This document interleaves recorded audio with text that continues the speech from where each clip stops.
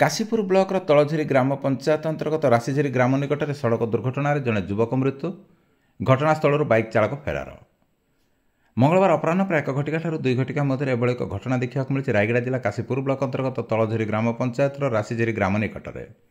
ମିଳିଥିବା ସୂଚନା ଅନୁଯାୟୀ ରାଶିଝରି ଗ୍ରାମର ଉମାଶଙ୍କର ଚାଲି ଚାଲି ନିଜ ଗ୍ରାମ ରାଶିଝରି ଯାଉଥିବା ସମୟରେ ରାମପୁର କଳାହାଣ୍ଡିରୁ କାଶୀପୁର ଅଭିମୁଖେ ଆସୁଥିବା ଏକ ବାଇକ୍ ODC 8652 ତାଙ୍କୁ ଧକ୍କା ଦେଇଥିଲା।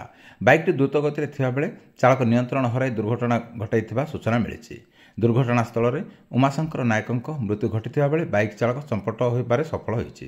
ଦୁର୍ଘଟଣା ପରେ ଶବ ନିକଟରେ ଗ୍ରାମବାସୀ ମୃତକଙ୍କ ପରିବାର ଉତ୍ତ୍ୟକ୍ତ ହୋଇ କ୍ଷତିପୂରଣ ଦାବି କରି କିଛି କାଳ ପର୍ଯ୍ୟନ୍ତ କାଶୀପୁର କଳାହାଣ୍ଡି ମୁଖ୍ୟ ସଡ଼କ ଅବରୋଧ କରିଥିଲେ। କାଶୀପୁର ପୋଲିସ ଘଟଣାସ୍ଥଳରେ ପହଞ୍ଚି ଶବ ଜବତ କରି ବ୍ୟବଚ୍ଛେଦ ପାଇଁ ଏକ ଆମ୍ବୁଲାନ୍ସ ଯୋଗେ କାଶୀପୁର ଗୋଷ୍ଠୀ ସ୍ୱାସ୍ଥ୍ୟ କେନ୍ଦ୍ରକୁ ପଠାଇଥିଲେ। ଦୁର୍ଘଟଣା ଘଟାଇଥିବା ବାଇକ୍ ଚାଳକ ରାମପୁର ବ୍ଲକ ମହୁଲ ପାଟଣାର ବୋଲି ପୋଲିସ ସୂତ୍ରରୁ ଜଣାପଡ଼ିଛି।